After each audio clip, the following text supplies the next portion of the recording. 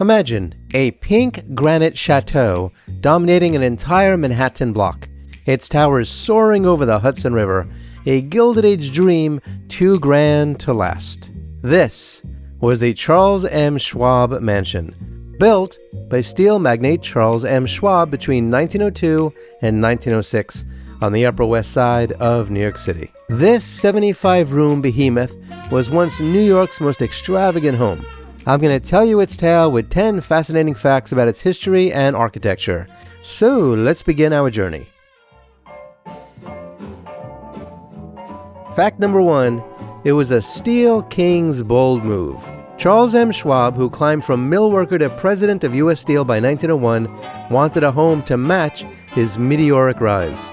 And so, in 1901, he paid $865,000, that would be the equivalent of $32 million today, for a full block, Riverside Drive to West End Avenue, and 73rd to 74th Streets.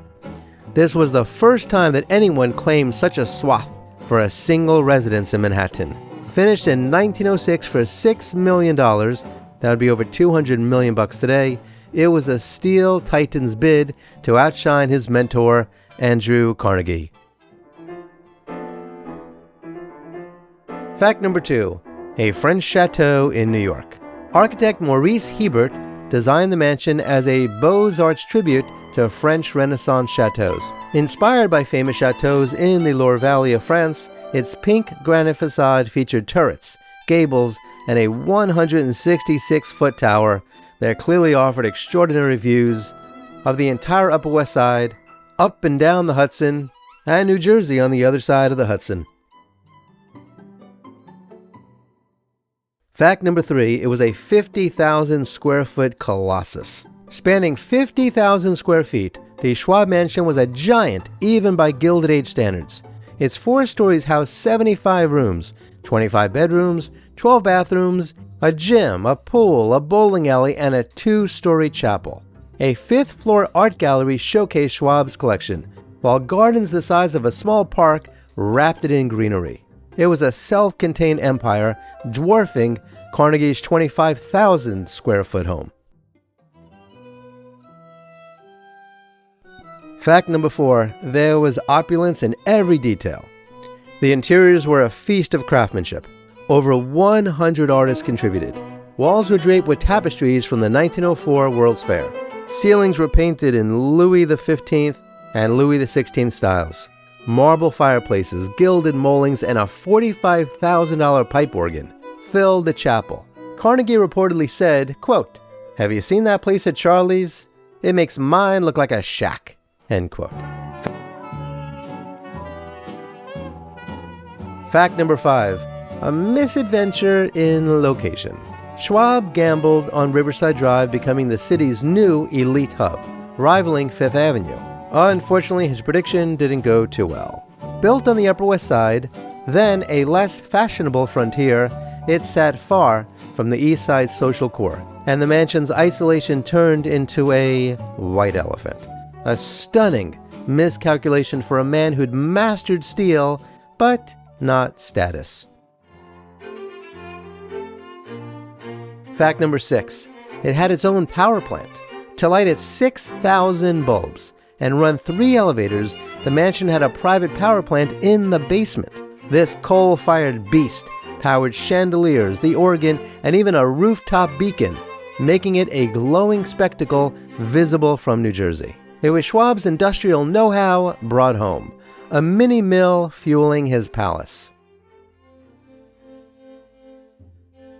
Fact number 7, it was a Gilded Age party palace. From 1906 to the 1920s, the mansion buzzed with life. Schwab and his wife Emma, whose maiden name was Dinky, by the way, hosted lavish galas with 20 English-born servants, garden parties, organ recitals, and dinners for tycoons.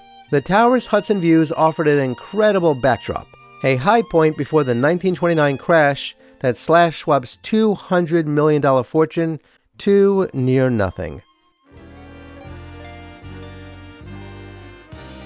Fact number 8, it was rejected by the New York mayor. By 1936, bankrupt and widowed, Schwab offered the mansion to the city of New York for the mayor to live in. Mayor LaGuardia toured it and said, quote, "What? Me and that?" End quote. He chose Gracie Mansion's simplicity over Schwab's grandeur. With $60,000 in annual taxes and no takers, it began its decline.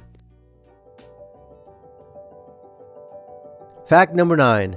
It was demolished in 1948. Yep, the end came swiftly. After Schwab's death in 1939, the mansion sat vacant. During World War II, its gardens grew victory crops, a humble fade from their former glory. In 1947, its treasures, the organ and paneling and stained glass, were auctioned off.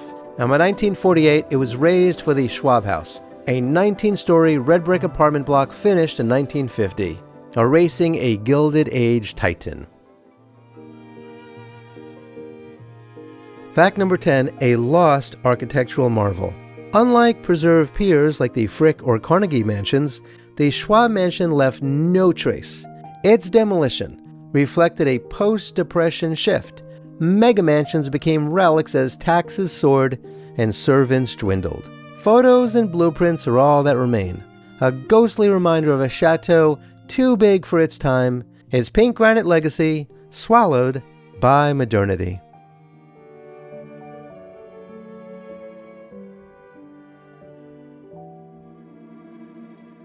The Schwab Mansion was Manhattan's boldest Gilded Age gamble, a French palace of steel and ambition that shone briefly before fading.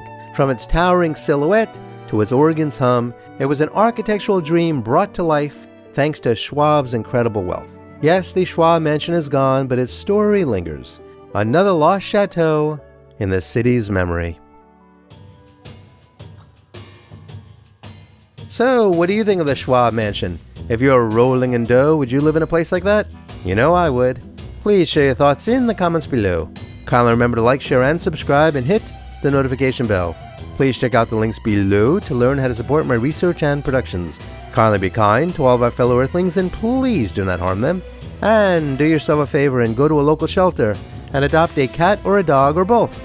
You and they will be very glad that you did. Until next time, I wish you safe travels on all your journeys.